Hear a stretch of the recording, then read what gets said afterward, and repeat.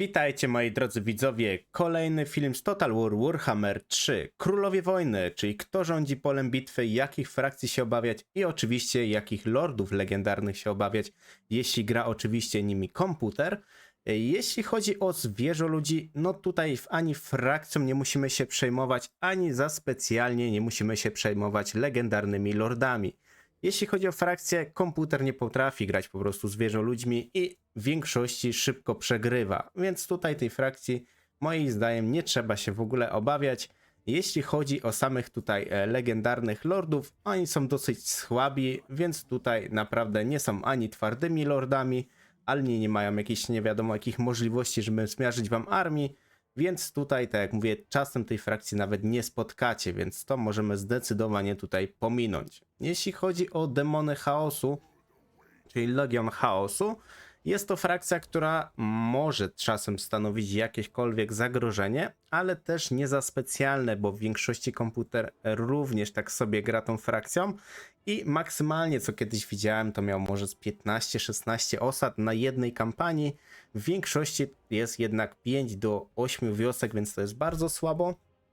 Jeśli chodzi o armię, możemy się obawiać, gdy wbije faktycznie wysoki poziom, bo wtedy będzie miał dosyć spory jakby zasób potworów i z potworami różnie bywa. Niektórzy po prostu nie potrafią walczyć z potworami lub sprawia im to trudność i wtedy możemy mieć jakiś delikatny problem.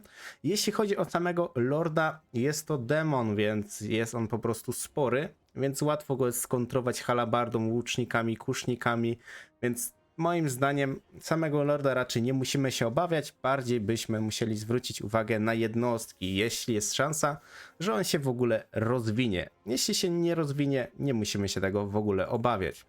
Przejdźmy do Imperium. No tutaj zaczynają się już delikatnie schody. Dlaczego się zaczynają schody? Z tego względu, że chociażby już tutaj sam Imperator Karl Franz jest dosyć mocny. Mocny pod tym względem, że jest bardzo wytrzymały, ma opcję jakiejś tam regeneracji. W większości na późniejszym etapie gry ma bardzo mocne armie robione z gryfów. Możemy sobie nawet wejść na sekundę na przegląd jednostek i w większości musimy się obawiać na pewno kawalerii najwyższej tierowej. Zdecydowanie tira z jeżów z wyrzutniami granatów. Jakakolwiek artyleria zdecydowanie zawsze się u niego też znajdzie w armii. No i niestety problemem są okręty lądowe, czołgi, no tam jest po prostu dosyć grubo, więc Imperium, jeśli macie możliwość, zawsze to Imperium się po prostu niszczy jak najszybciej, bo jeśli ono się rozwinie po 40-50 turze na poziomie legendarnym, bardzo trudnym, no to jest zdecydowanie duży problem. Jeszcze zależy jaką oczywiście gracie frakcją, ale sam Lord jest zdecydowanie mocny, bardzo mocny. Pod względem, tak jak mówiłem na początku, jest on wytrzymały i też dosyć dobrze pokonuje legendarnych lordów, bohaterów. No, jest po prostu bardzo mocny, bo jest to oczywiście wojownik. Kolejny, jeśli chodzi z Imperium, Baltazar Geld, no jest to czarodziej, więc jeśli się gdzieś tam obawiacie magii, no może sprawiać jakiekolwiek problemy. Jeśli chodzi bardziej o samego lorda, łatwo jest go zabić. Nie jest to lord, który jest bardzo wytrzymały, więc w większości wyciągacie tego lorda względem walki i w większości możecie go dobić, zabić kimkolwiek prawie. No on jest po prostu dosyć miękki, więc musicie się tak naprawdę tylko nastawić na to, że będzie gdzieś was tam męczyła jego magia.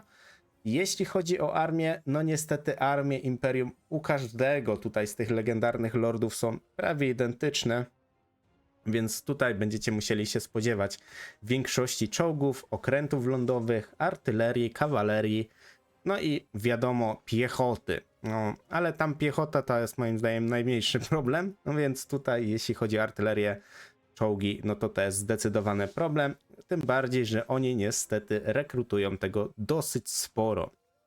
Jeśli chodzi o Markusa Wulharta, no to tutaj tylko powiem w skrócie, lorda nie musimy się obawiać, więc możemy przejść dalej. Jeśli chodzi o Volkmara, Volkmar jest też na powiedzmy takim dosyć sporym wierzchowcu, jest on w miarę wolny, więc jest opcja go dosyć szybko dojechać. Jeśli chodzi o komputera, który gdzieś tam nim steruje, Volkmar rzadko kiedy staje się jakąś taką potęgą świata i jest niepokonany. W większości jesteście w stanie go pokonać każdą frakcją bez najmniejszego po prostu problemu. Jeśli chodzi o LZ von Draken, no tu jest troszkę problem, bo LZ von Draken strasznie się tutaj właśnie narzuca pod artylerię i pod jednostki strzeleckie. Po pierwsze ma też dosyć sporo bonusów dla tych jednostek, one też będą w większości miały od razu wyższe poziomy, więc to jest kwestia, którą musicie zwrócić uwagę.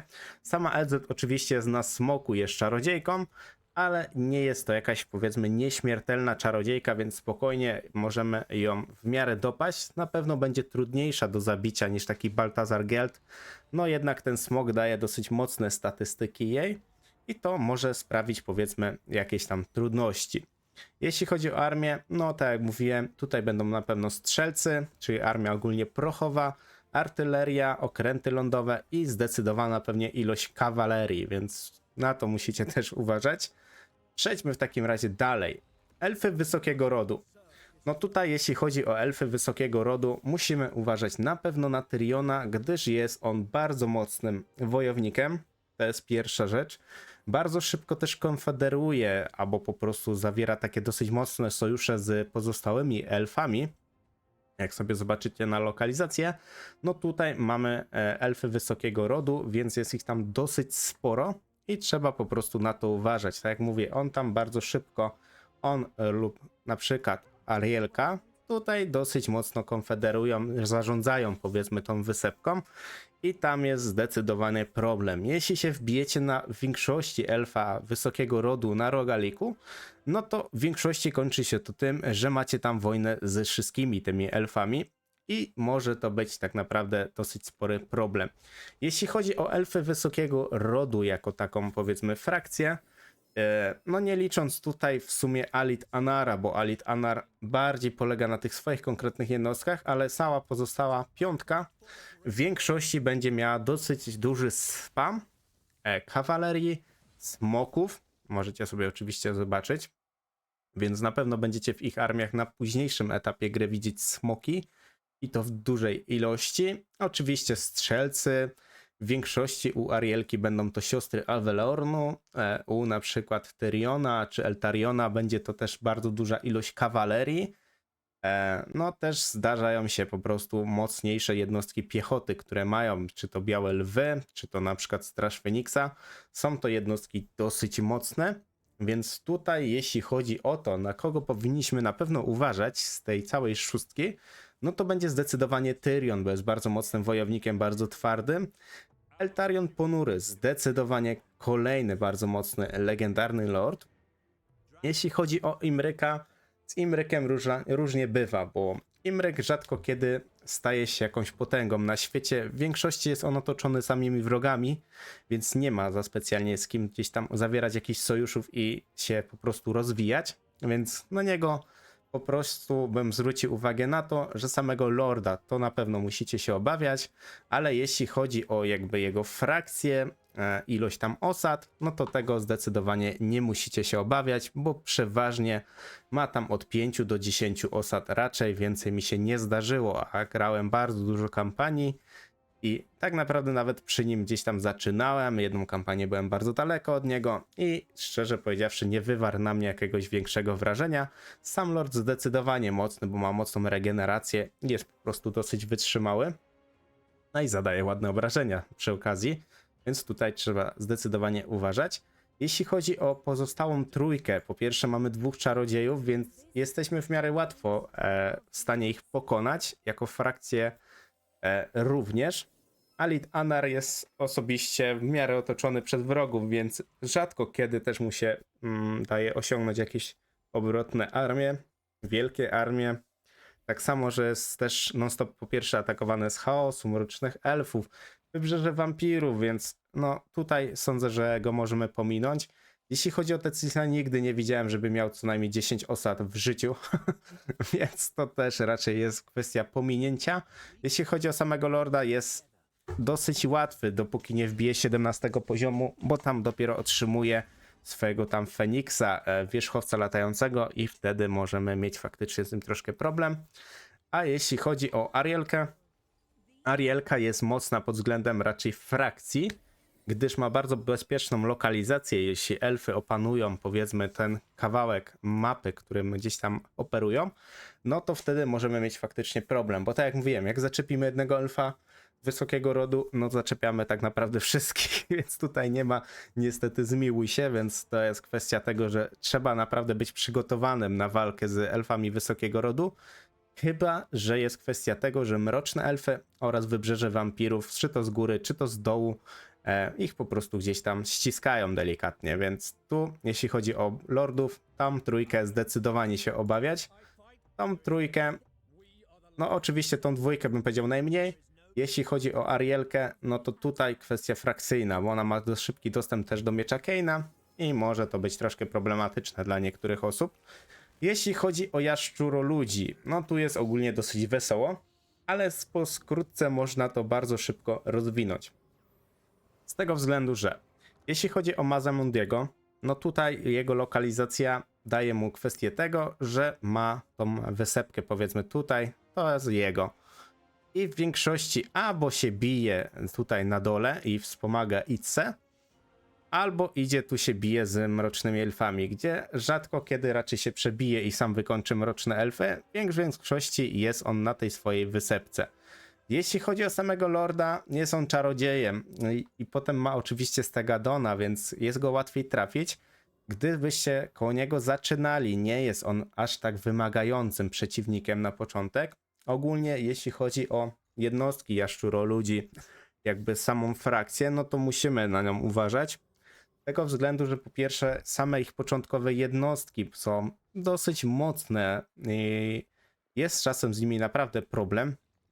Ale plus jest taki, że nie mają żadnej też odporności na magię, więc jeśli bawicie się dużą magią, bawicie się dużo na przykład strzelcami, artylerią, to nie sprawią wam żadnego problemu, bo to są jednostki, które są duże i łatwo je po prostu trafić, łatwo je pokonać czarami, więc tutaj zdecydowanie jeśli frakcji, no aż tak bardzo bym się nie obawiał.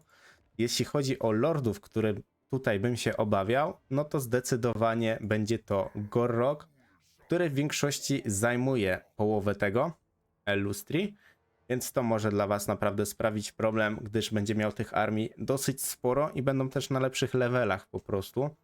Też on ma dosyć łatwo na tej zasadzie, bo tutaj mamy na dole też kult Soteka, który jest takim powiedzmy wsparciem Itsy.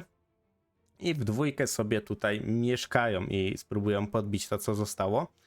Tak samo z dołu mają Oksylota, który raczej idzie w tą stronę i w większości albo im pomaga, albo po prostu zajmuje tą stronę, więc oni się tak naprawdę muszą tylko zajmować tą stroną, więc to też ma jednak duże znaczenie. Jeśli chodzi o jaszczury, którymi bym się nie przejmował, no to będzie to Mazamundi, Krokgar, Nakai Wędrowiec. Nigdy mi się nie zdarzyło, żeby on się rozwinął, choć ma do tego bardzo duże predyspozycje, żeby stworzyć potężną armię, ale jest on hordą i komputer po prostu nie ogarnia hord. To jest niestety smutne, ale jest prawdziwe. Oxolot sądzę, że też nie jest żadnym problemem, bo on bardzo długo toczy wojnę z Zinczem, często ją albo przegrywa, albo po prostu są w takim impasie i stoją pomiędzy połową swojej wyspy i nie ogarniają dalej jakby gry, więc tutaj nie trzeba się tego obawiać. Jeśli chodzi o Tiktaka, Tiktak jest teraz bity przez Wurzaga, czyli zielonoskórych i raczej on też kwestia tego, że nie przeżyje, ale jedynie co byśmy mogli się nim obawiać, gdybyśmy grali takim na przykład Wurzagiem albo no kimś, jakimś cudem by przeżył, no to on polega bardzo na strzeleckich jednostkach, latających jednostkach, więc tam może być jakiś problem, ale jeśli mamy strzelców, to żaden w sumie problem, a latające jednostki to już zdecydowanie jest bardzo prosto. Sam legendarny lord też jest bardzo prosty do pokonania. Więc jeśli chodzi tego, czego byśmy mogli się gdzieś tam delikatnie obawiać, no to będzie Tenheim i Gorrok. To są moim zdaniem dwie jaszczury, których powinniśmy się obawiać, a reszta jest po prostu zbędna, nie ma co się tego obawiać. Jeśli chodzi o ogry, ogry są dosyć proste do wytłumaczenia z tego względu, że po pierwsze zacznijmy może od tyłu. Jeśli chodzi o Golfaga, czyli lodożerca ostatnio dodanego w DLC, on bardzo bazuje na, wydaje mi się, takiej rozgrywce hordy. Rzadko kiedy on podbije dużą ilość wiosek, maksymalnie widziałem chyba 8 czy 10, więc nie jest to zawrotna powiedzmy ilość, tym bardziej, że ja mówię tutaj o turach między 60 a 100. więc no przy tym przeskoku jest to bardzo malutko. Sam jedynie Golfak no jest dosyć mocnym lordem, troszkę twardym, ale mimo wszystko ogry są duże, więc ogry zawsze można skontrować halabardą, zawsze można zastrzelić po prostu i nie ma w tym największego problemu. Jeśli chodzi o samą frakcyjność samego Golfaga, no to tutaj nie musicie się go obawiać. Jest on też Imperium. Jeśli gracie Imperium, to już w ogóle macie dużą kontrę na niego, bo już same początkowe jednostki sobie z nim poradzą. Na początku on też jest bardzo słaby, więc zawsze możecie sobie go zneutralizować już na starcie, bo nie jest on po prostu mega mocny. Jeśli chodzi już o Skaraga Siepacza, to już troszkę inaczej sytuacja wygląda z pierwszego względu. Jeśli chodzi tutaj o zdobywanie jego miast, zawsze zdobywa sporo. Często się teraz zaczęło robić tak, że on wbija tutaj na pustkowia od orków i tam po prostu sobie niszczy Korna, znaczy Skarbranda, albo próbuje zniszczyć Skarbranda, więc on tych ziem przeważnie ma dosyć sporo, więc wojna z nim może być jako tako bardzo trudna, bo on rekrutuje dosyć mocne te jednostki, bardzo szybko leveluje lordów, bohaterów i jeśli jest wylewelowany lord, bohater z ogrów, a macie takie niezbyt duże doświadczenie z ogrami, walką z ogrami, no to może sprawić wam bardzo duże problemy. Tym bardziej jak sobie zerkniecie po jednostkach, jeśli chodzi akurat tutaj o Skaraga, zauważyłem, że on bardzo bazuje na skałorogach, bardzo bazuje na artylerii i właśnie tak samo na strzelcach. To robi trochę problemów, bo owiomietacze jak dobrze się ustawią, a macie sporo piechoty, no to jest zdecydowanie problem. Pamiętajmy, że też to jednostka jest taka strzelecka, że ona sobie i dobrze radzi i na piechotę, i na kawalerię, i na potwory, więc tam nie ma powiedzmy jakichś problemów dla nich, czy będą strzelać do potwora, czy będą strzelać do piechoty. I tak samo czasem się opierają na kawalerii, a kawalerię to oni mają, moi drodzy, najmocniejszą w grze, więc tutaj trzeba zdecydowanie na to uważać. Jeśli chodzi o naszego tłuścioszka, Tłuścioszek sam jak... A właśnie, jeszcze tutaj wracając do Skraga. Skrag jako tako do zabicia nie jest trudny, bo jest duży. Nie osiąga on też zawrotnej ilości pancerza, ale jest czarodziejem, więc może was bardzo wymęczyć magią. Więc jeśli zgrupiecie za dużą ilość na nim, no to jest kwestia, że uderzy wam magią i zgniecie po prostu armię. Więc tutaj najlepiej go zabijać po prostu potworami, strzelcami z daleka, no bo jest to po prostu dużo prostsze. Jeśli chodzi o Tłuściocha, Tłuścioch zawsze zawiera pokój z Katajem, więc ma mocnego sojusznika. Na to warto zwrócić uwagę. Ja oczywiście będę mówił, gdy jakaś frakcja będzie mieć dużo mocniejszego sojusznika. I tutaj zaraz wrócimy jeszcze na sekundkę do Imperium, ale skupmy się najpierw jeszcze na Tłuścioszku i dokończmy go. Tak jak mówię, on ma duży, przeważnie sojusz z Katajem. Jeśli Kataj sobie zawładnie swoją stronę i walczy z chaosem, to jest bardzo ciężki przeciwnik, bo nie dość, że będziemy walczyć z ogrami, które w większości tutaj osiągają dużą ilość osad i dużą ilość armii, dodatkowo walcząc z Katajem jeszcze jednocześnie, są dosyć mocni, więc to może sprawić duże problemy dla osoby początkującej, dla osoby średnio zaawansowanej. Wiadomo, jeśli ktoś ma już kilka tysięcy godzin w grze, to już go raczej nic tam nie zaskoczy, więc tutaj akurat nie będzie problemu. Ale tu musicie uważać na samego tłuścioszka, tak jak mówię, bo ilość osad w większości osiąga dosyć sporą. Sam tłuścioszek też jest dosyć mocnym lordem, jest w stanie spokojnie waszego lorda, prawie każdego pozabijać, bo ma duży naprawdę nacisk na siłę broni. No i też jego jednostki są dosyć dobre przy względu wsparcia, więc tutaj trzeba zdecydowanie na to uważać. Jeśli chodzi jeszcze o te sojusze, o których mówiłem właśnie przy elfach, że zaatakujecie jednego alfa wysokiego rodu i zaatakuje was reszta, tutaj musicie zwracać uwagę na to, że Imperium w większości jest dosyć spore, bo po pierwsze Bretonia ich tutaj wspiera, po drugie krasnoludy ich tutaj wspierają i tak samo Elzept też wspiera na przykład samego Karla i tak na odwrót oni się tu wspierają, więc to jak wypowiadacie wojnę, nawet jak oglądaliście mego ostatnio live'a, jak wypowiecie wojnę nawet Bretończykom, to automatycznie ta strefa, no dobra, może ta strefa was sama zaatakuje, więc no tu trzeba być wtedy naprawdę przygotowanym na to i warto patrzeć z kim kto ma jakie sojusze, relacje, dyplomację, całą dyplomację, bo wtedy wiecie na co jesteście po prostu narażeni. Przejdźmy do Królów Grobowców. A jeśli chodzi o królów grobowców, to jest frakcja, której w ogóle nie musicie się obawiać. Jest ona po prostu słabiutka w rękach komputera. Jeśli chodzi o to, jak na przykład pokonać danego lorda, no to Setra Nieśmiertelny jest najtwardszym z tych 4 lordów. Tym bardziej, że ma on Sfinksa, na którym ma dosyć sporo życia. Zadaje ogromne obrażenia i jest to po prostu dosyć mocny przeciwnik, dopóki, no wiadomo, póki ma Sfinksa. Jeśli on nie ma Sfinksa, jest to początek gry, no to jest słabiutki po prostu. Więc tam niestety nie ma z nim żadnego problemu. Jeśli chodzi o Katepa, Katep w większości jest bity przez mroczne elfy, więc tutaj powiedzmy nie, można o nim zapomnieć, jest on po prostu słaby i w większości bardzo szybko ginie.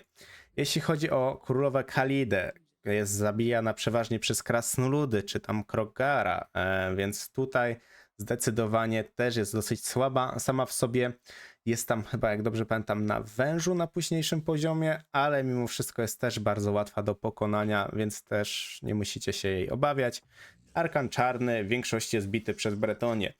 Więc jeśli sobie tak zauważycie, z Królowie Grobowców jest to frakcja, która nie zawiera sojuszów mocnych, militarnych, albo po prostu nie ma za specjalnie sojuszy, więc sami sobie są bardzo łatwi do pokonania, bo frakcje, które zawierają mocne sojusze i są mocną frakcją, stają się turbo mocną frakcją, więc na to warto zwrócić uwagę, bo już czasem po 20-30 turze mogą być mocne sojusze i może to dla was stanowić ogromny problem.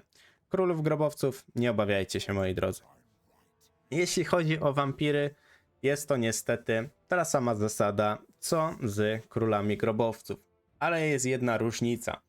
Tutaj jeśli chodzi o Manfreda, o Vlada, są to lordowie, którzy są bardzo mocni. Również tak samo trzeba powiedzieć Izabelę.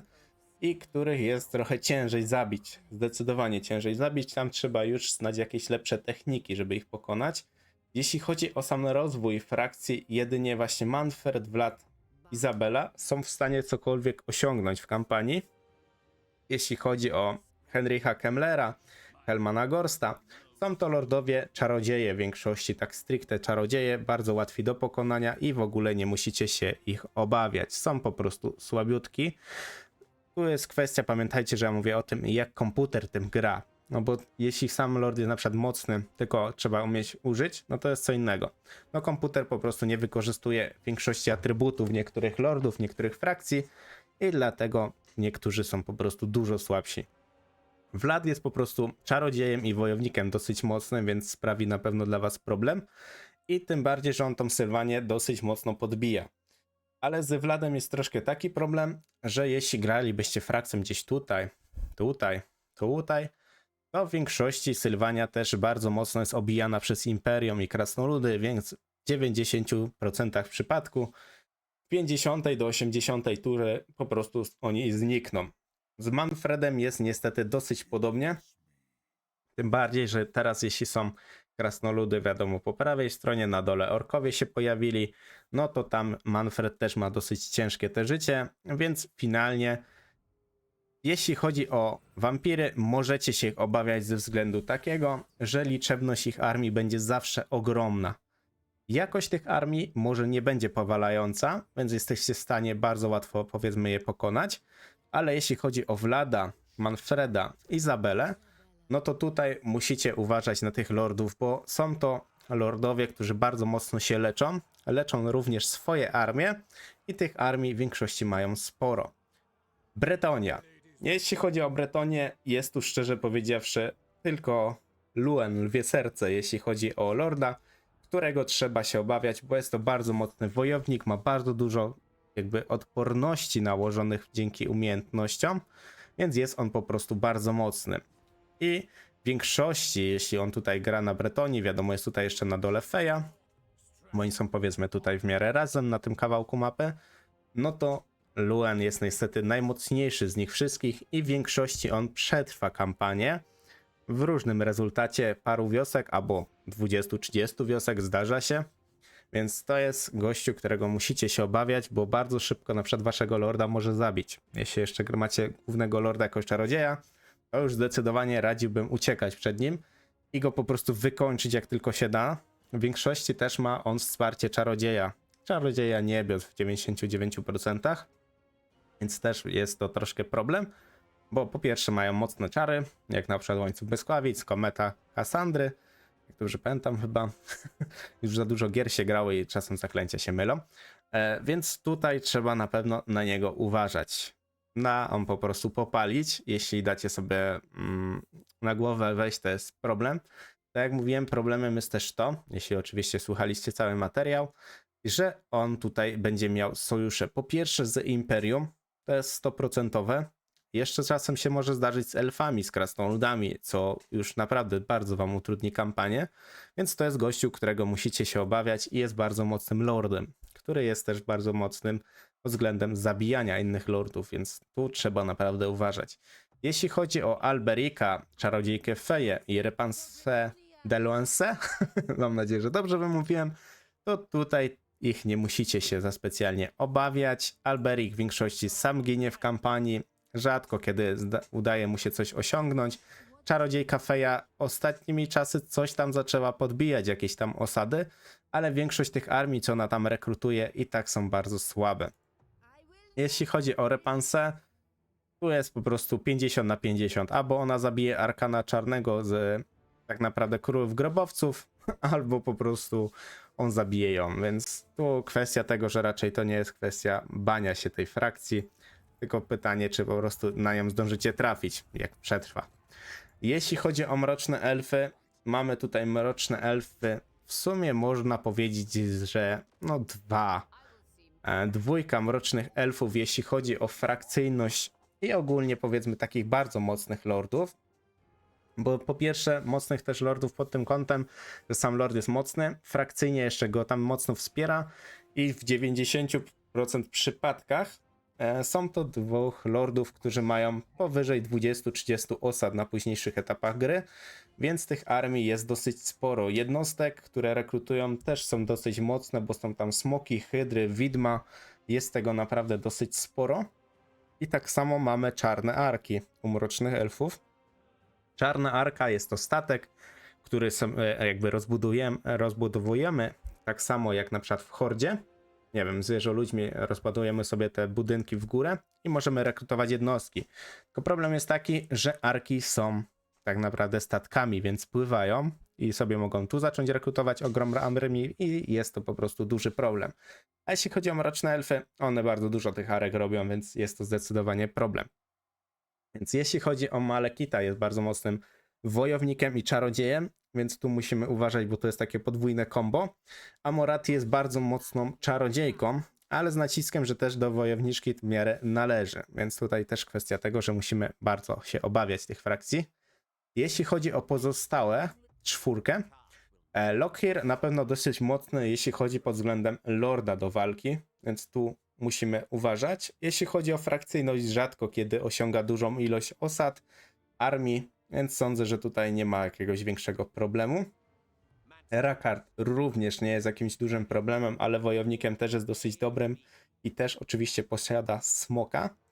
Jeśli chodzi o staruchę Heleborn, z nią różnie bywa. Ona często w kampaniach jakoś znika, nie wiem dlaczego, ale jeśli by nawet gdzieś tam przetrwała i będzie miała sojusz z elfami, no to jest dla was na pewno też wyzwaniem. Jeśli chodzi o Malusa, ostatnimi czasy jak gram, w większości przegrywa kampanię i nawet nie zdążę do niego dotrzeć, odkryć go i w większości go nie ma. Jeśli chodzi o samego Lorda, na pewno jest dosyć mocny, bo przez to, że jest opętany przez Tazarkana, jest dosyć wytrzymały i zadaje ładne obrażenia, ale rzadko kiedy, tak jak mówię, jakby przetrwa tą kampanię, więc na to nie trzeba aż tak za specjalnie zwrócić uwagi, tak mi się chociaż wydaje.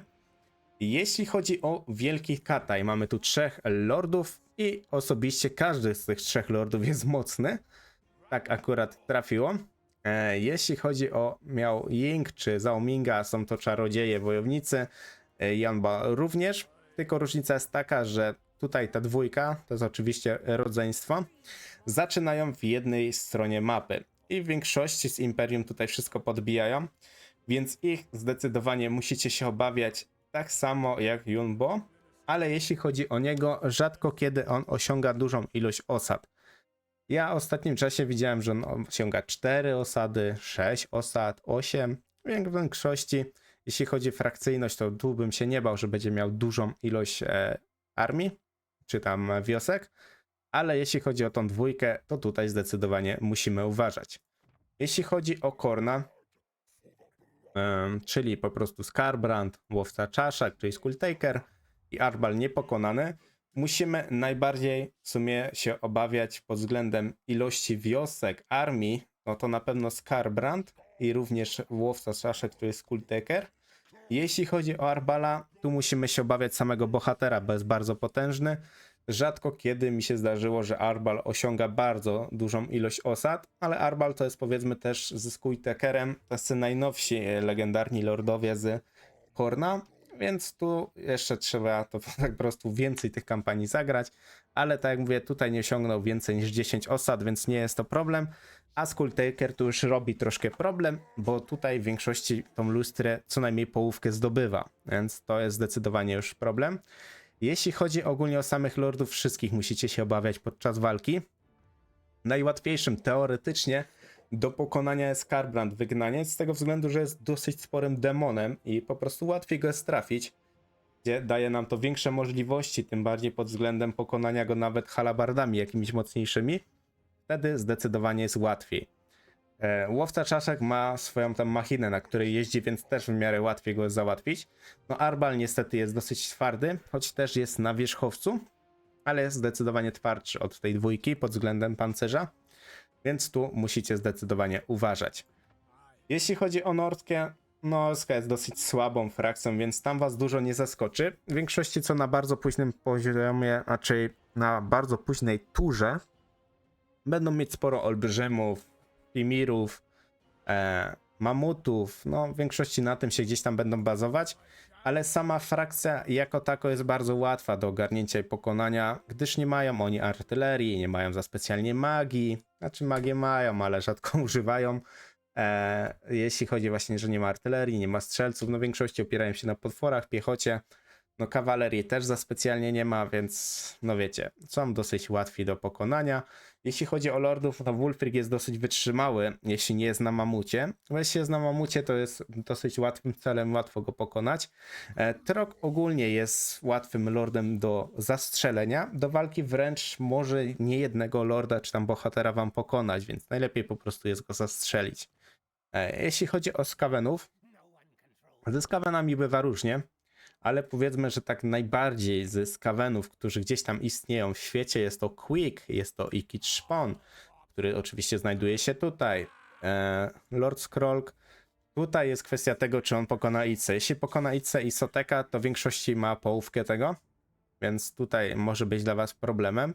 Jeśli chodzi o samą frakcję skawenów, jest to problematyczna frakcja z tego względu, że po pierwsze mają bardzo ładnie względem zasadzki. Mają dużą ilość procentów, żeby złapać was tą zasadzkę i w większości złapią was tą zasadzkę i tych armii też mają od groma. Niektóre armie od nich są śmieszne, bo są stworzone z większości jakichś tam szczurów niewolników i to nie jest żaden problem, ale oni właśnie taką mają mechanikę, że mają tych jednostek czasem mieć bardzo dużo i po prostu słabszych, a mieć jedną armię potem, która jeszcze walczy z tymi pozostałymi armiami, tamci są jako mięso armatnie, a tamta druga armia po prostu was wybije. Tu musimy uważać, bo po pierwsze mają dobrych strzelców, artylerię, potwory, piechota też jest nawet nie najgorsza, więc tam zdecydowanie są to problemy. Najbardziej musimy się obawiać Lord Scroll, Quick, Ikit, czasem jeszcze Rictus się, znaczy Trecz czasem tutaj ogarnie. I tak samo Trot czasem jeszcze tam ogarnia, więc na tych na pewno będzie trzeba uważać. Jeśli chodzi o Khan Eshin, mistrza śmierci Snicza, to sądzę, że tutaj najmniejsza opcja, żeby się go obawiać. Rzadko kiedy on też przeżyje. W większości Kata go gdzieś tam niszczy. Molder jest taki, że w większości niszczy Kislev, choć po tych zmianach, co będą za niedługo z Kislevem, może się to zdecydowanie odmienić. Jeśli chodzi o Trecza, z nim różnie bywa. On walczy z krasnoludami, jednymi, drugimi, więc też różnie bywa, ale mimo wszystko zdecydowanie trzeba na niego uważać. Quick jest bardzo mocnym wojownikiem, więc tu trzeba uważać i Mors jako klan w większości tam jakieś te osady jednak posiadają. I Kitem jest różnie. I Kit albo dużo ma tych osad, albo ma bardzo mało, więc tu nie ma nic pomiędzy. Rzadko się zdarza jakby coś pomiędzy. Sam Ikit też ma bombę atomową, więc trzeba na to zdecydowanie uważać. Przejdźmy w takim razie tutaj do Zincha. Z Zincha mamy Odmieńca i mamy Kairosa. Odmieńca nie musicie się od razu, mówię, obawiać, bo w większości on nie istnieje. Jeśli chodzi o Kairosa, z Kairosem różnie bywa, bo Kairos jest bardzo mocno naciskany przez jaszczury i rzadko kiedy zauważyłem ostatnio w kampaniach na legendarnym, on po prostu istnieje. Jeśli istnieje, na pewno jest dla was wyzwaniem. Po pierwsze, może was złapać zasadzki, może przejmować wasze osady sobie z daleka i w ogóle dużo rzeczy takich rozmaitych robić, więc tutaj trzeba na pewno na niego uważać. Jeśli chodzi o Odmieńca, no tutaj nie musimy zdecydowanie na niego uważać, ale pamiętajmy, że Kairos też lata, jest czarodziejem, magię ma bardzo potężną, naprawdę ma bardzo potężną magię, ale jest też jakby łatwy do zabicia, bo jest jednak latający, jest potworem, jest duży, więc łatwo go też trafić. Z wojowników chaosu musimy się tak naprawdę najbardziej obawiać Archaona Wszechwybrańcy, Krwawej Walki, no może Belakora możemy czasem się obawiać na samym początku, ale jeśli chodzi na przykład o Kolek, Książę Sigvald, Azazel, Festus, Village, to sądzę, że to jest piątka, której nie musimy za specjalnie się obawiać i nie będą do was stanowić ogromnego zagrożenia. Wojownicy chaosu są o tyle słabsi ci standardowi, czyli Kolek, Książę Sigvald, Archaon, z tego względu, że nie mają konkretnego jakby bóstwa przypisanego, jak na przykład Azazel ma Slanesha, Festus ma Nurgla, Krwawa Walki oczywiście ma Korna, a na przykład Village ma przypisanych Zinchowych. Więc to jest kwestia tego, że oni też nie mają nie wiadomo jakich jakby jednostek. W większości są to wojownicy chaosu, którzy za specjalnie nie posiadają artylerii, nie licząc jednego działa. Kawaleria jest standardowa, piechota też bez jakiegoś większego szału, więc ich magią, artylerią, strzelcami możecie bez problemu powybijać. Jeśli chodzi o lordów, których bym się obawiał na pewno do walki, już nie chodzi o frakcyjność i ilość zdobytych ziem, no to tutaj Archon Wszechwybranie jest bardzo potężny wojownik. Krwawa Walkia bardzo mocna. Kolek może się wydawać dla was mocny, ale on jest duży i nie ma aż tak też ogromnego pancerza. Jest on w stanie dosyć łatwo, go po prostu jesteśmy w stanie pokonać. Village może czasem sprawiać jakieś problemy, bo jednak Zinchowi zawsze sprawiają problemy. Jeśli chodzi o lordów, o frakcję, więc tutaj lord z frakcji może faktycznie delikatnie tam sprawić problem.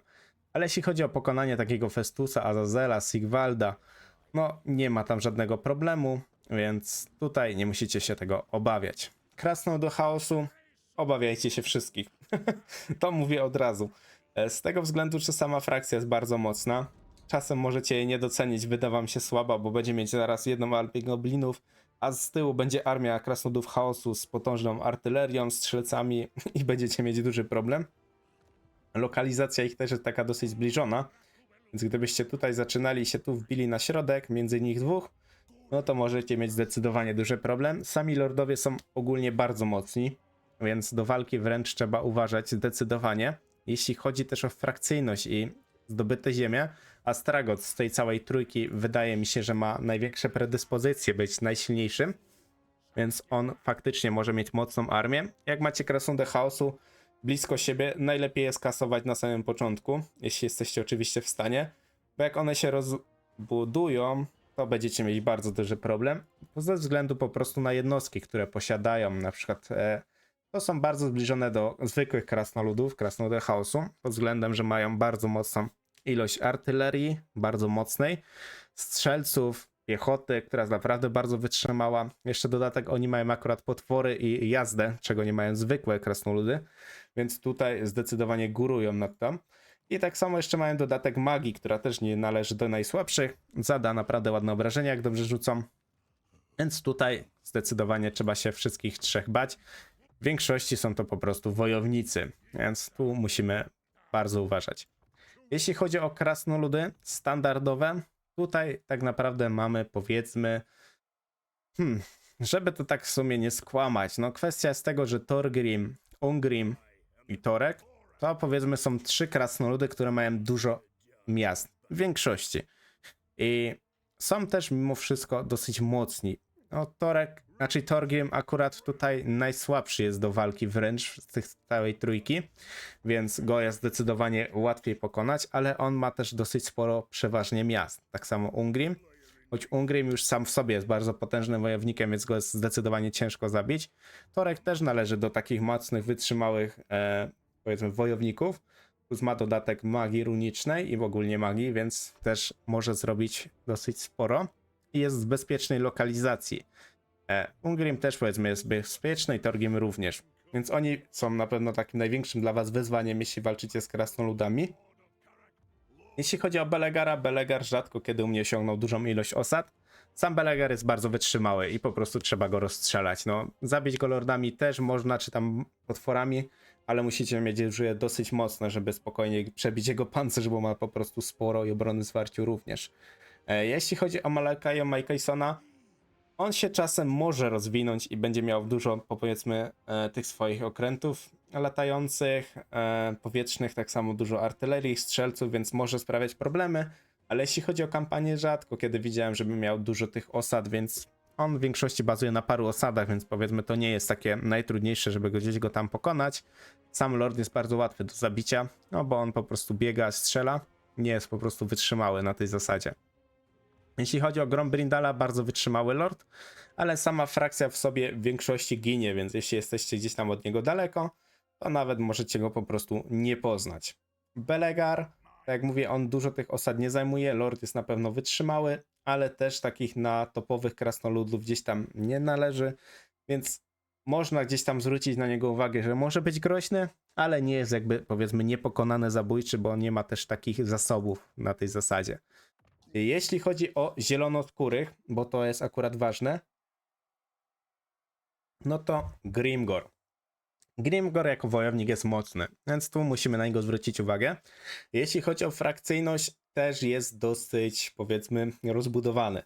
Rozbudowany pod tym kątem, że często mi się zdarzało, że miał bardzo dużo tych osad i po prostu zmiatał sobie tam przeciwników jak chciał, ale on często też walczy tutaj z chaosem, więc jeśli gdzieś tam zaczynacie dalej, często się zdarzy tak, że jak przyjdziecie, to Grimgor będzie albo zniszczony, albo już strasznie obity, albo będzie bardzo potężny. On jakby nie jest w połowie, nigdy w połowie go tak nie spotkacie. Jeśli chodzi o Azaga, sam Lord jest dosyć łatwy, bym powiedział, do zabicia. Z armią, z siłą frakcyjności u niego jest tak, że nie jest on po prostu silny. W większości dojeżdża go krasnolud, Kislev i po prostu tyle z niego jest, więc rzadko kiedy spotkacie go naprawdę bardzo mocnego. Jeśli chodzi o Skarśnika, Skarśnik jest dosyć mocnym tym goblinem i te gobliny jednak sobie tam dosyć dobrze ogarniają. Z tego względu, że gobliny są jako tako mocne, bo tam potem używają pająków i te pająki też im dużo dają. Więc jeśli chodzi o Lorda, jest łatwy do zabicia. Jeśli chodzi o frakcyjność, różnie bywa. Albo jest on po prostu bardzo mocny, albo słaby. Po prostu. Nie ma jakby też za specjalnie w połowie. Jeśli chodzi o Burzaga, tu musicie się obawiać i bohatera, znaczy i lorda, i armii. Tym bardziej, że on bardzo bazuje na dzikich orkach, które są bardzo mocne. Więc gdy gralibyście blisko niego i chcieli od razu go dojechać, macie w większości zerowe szanse, bo jest on po prostu bardzo mocny. Orkowie mają bardzo szybko też ła, na co warto zwrócić uwagę, więc przeważnie do 10 tury już ła mają odpalone i stają się potęgą na świecie chwilowo, przez tam 20 tur maksymalnie, więc na to zwracajcie uwagę, uważajcie zdecydowanie na Burzaga. Jeśli chodzi o Grom Bebzola, z Gromem Bebzolem jest tak, że albo on sobie poradzi z Bretonią, albo przepada, więc go możecie czasem nawet nie spotkać, ale jak go spotkacie, to znaczy, że ma bardzo mocną armię i ogólnie sam w sobie jest też mocny, więc tu musicie bardzo uważać. Jeśli chodzi o Gorbada, osobiście bym się nim nie przejmował, jest to najnowszy lord z DLC-ka, ale jest on po prostu, moim zdaniem mam odczucie, że on jest bardzo słaby i nie ogarnia w ogóle tej kampanii, więc tutaj na niego powiedzmy też można zwrócić uwagę pod względem ilości, jeśli faktycznie miałby dużo osad, ale z większości widziałem, że miał 80 osad, więc to też nie jest za dużo, jak na orków. Więc tutaj zwróćcie uwagę, że nie jest to raczej najmocniejszy z orków. Jeśli chodzi o Kislev, tutaj zdecydowanie musimy się obawiać Carycy. Caryca w większości jest dobrą czarodziejką i czasem coś tam osiągnie, powiedzmy, na Imperiach Nieśmiertelnych, bo oczywiście ja tutaj porównuję do kampanii Imperia Nieśmiertelnych, żeby nie było jakichś tutaj złudzeń. Sam Lord jest na pewno mocny bez czarodziejem, ma Sanię, więc potem ma Smoka, więc ogólnie jest dosyć ciężko z nią. Jest po prostu mocna. Jeśli chodzi o frakcyjność, Kislev ogólnie ma bardzo mocne jednostki, więc tam możecie mieć z nimi problem na początek, tym bardziej jakbyście grali automaty, to już w ogóle będziecie mieć bardzo ciężko. W większości z nimi trzeba po prostu toczyć też te bitwy. Jeśli chodzi o Konstantyna, czy tam Matkę Ostankę, sądzę, że to nie jest problem ich pokonać. To są chyba dwójka takich najsłabszych lordów z Kislewu, których można pokonać. Borys jeszcze mimo wszystko sam w sobie jest mocny, ale on też zaczyna na pustkowe chaosu, więc on tak szczerze powiedziawszy ma małe szanse, że on przetrwa. Jak czasem się zdarzyło, że przetrwał, to bardzo szybko mimo wszystko upadał, bo go wszyscy non-stop leją. On tak nie ma na tej zasadzie, że on nie ma żadnej wojny, non-stop się leje, więc z nim tam powiedzmy nie ma większego problemu. W większości zniszczycie mu 2-3 armie i raczej już jest po nim. Tak u niego to po prostu wygląda. Choć Kislev jest na razie taki pod wielkim zapytaniem, bo teraz Kislev będzie bardzo zmieniany, więc może się to akurat odnośnie Kislewu bardzo pozmieniać, moi drodzy, pamiętajcie. Jeśli chodzi o Nurgle, no tutaj musicie się obawiać Kugata i Tamurkhana, ale oni w większości, zauważyłem niestety, że komputer nie umie nimi grać, mimo że potencjał jest chyba jeden z największych w tych wszystkich frakcjach, to komputer ich po prostu nie ogarnia. Tamurkhan jest bardzo mocnym lordem do walki wręcz, więc tu musicie na niego zdecydowanie uważać. Kugat również, bo Kugat nie dość, że strzela bardzo dużo życia, więc tutaj jeśli chodzi o samych lordów, trzeba na nich uważać. Epidemiusa nie ma co się w ogóle przejmować, jeśli chodzi o frakcję, o lorda. No, o nim zapomnijcie, on jest, bo jest, ale jest słabiutki. Więc na to nie zwracajcie na pewno uwagi. Kugat ma problem taki, że w większości Helmangors go tutaj jedzie, czyli wampir, i przez to on się nie rozwija. Rzadko kiedy się zdarzyło, żeby się Kugat rozwinął. Jak on się rozwinie, to i tak będzie miał maksymalnie 8-10 osad, to jest raczej maksimum, więc to przy Nurglach niestety nie jest dużo i oni nie są kwestie się tak mega rozwinąć. Jeśli chodzi o jednostki, mają dosyć mocne, tylko że komputer nie potrafi grać Nurglami, więc tu nie musicie się obawiać, obojętnie na jakim poziomie będziecie grali, czy to będzie legendarny, czy to będzie trudny, normalny, łatwy, to nie macie co się naprawdę obawiać. Jedynie zwróćcie uwagę na to, że lordowie i ich magia nurglowa jest dosyć mocna, więc tylko na to zwróćcie uwagę. Ale tak jak mówię, u mnie się nie trafiło, że te frakcje dwie coś tam w ogóle osiągały więcej w życiu, więc no niestety. Jeśli chodzi o Solanesha, Enkari, sam lord, wojownik bardzo mocny. No to jest w sumie wojownik połączony z czarodziejką, no czarodziejem no po prostu. Czyli takie pół na pół. Bardzo miękki lord, więc bardzo też wysoki lord, więc łatwo go jest po prostu zastrzelić. Więc z tym nie ma żadnego problemu. Zaczyna on też dookoła ma elfy, więc rzadko kiedy się zdarza, żeby tam dużo osiągała Enkari. Więc tutaj naprawdę nie mamy czym się aż tak specjalnie, powiedzmy, przejmować. Jeśli chodzi o frakcyjność, te jednostki mogą sprawiać problem, bo to są bardzo szybkie jednostki.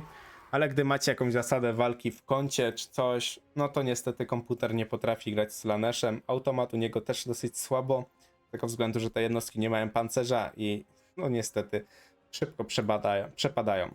Jeśli chodzi o wybrzeże wampirów, no tutaj jedynie co można by zwrócić uwagę, to jest Cylostra i wydaje mi się, że hrabia Noctulius, bo jeśli chodzi o Aranessa i Lutora, oni rzadko kiedy coś osiągają w kampanii. Sami lordowie są moim zdaniem dosyć słabi. Jeśli nawet byście nimi grali, to też dosyć ciężko będziecie mieli, ale są bardzo słabymi lordami i łatwo ich jest, powiedzmy, pokonać.